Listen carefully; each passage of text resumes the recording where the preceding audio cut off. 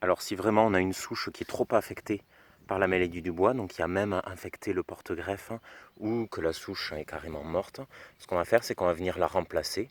Donc on vient planter un porte-greffe, donc ça c'est pas du pinot noir, hein, c'est du porte-greffe, et on va le laisser s'implanter plusieurs années. Donc c'est un petit peu long parce qu'il faut que le système racinaire se développe tranquillement.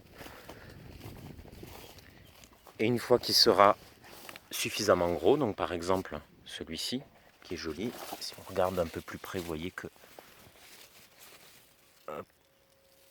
on a un bois qui a déjà pris un peu plus de diamètre. Mais ce qu'on va faire, c'est qu'on va venir le greffer en place, comme ici. Donc ici, c'est une greffe en fente qu'on a pratiquée cette année, au début du printemps.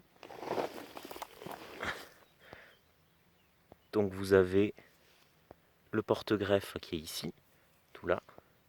Et on est venu faire une greffe en fente, donc on a coupé et on a inséré un greffon de pinot noir, donc qui est joliment parti d'ailleurs, et qui va rentrer en production dans quelques années.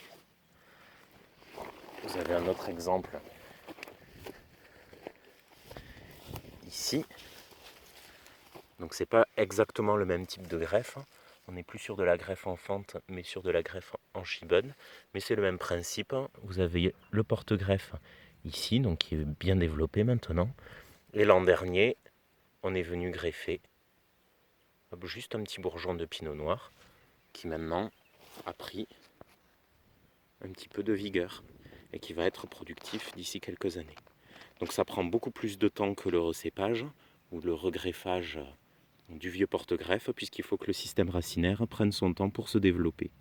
Mais ça nous permet de conserver la vigne pendant de nombreuses années.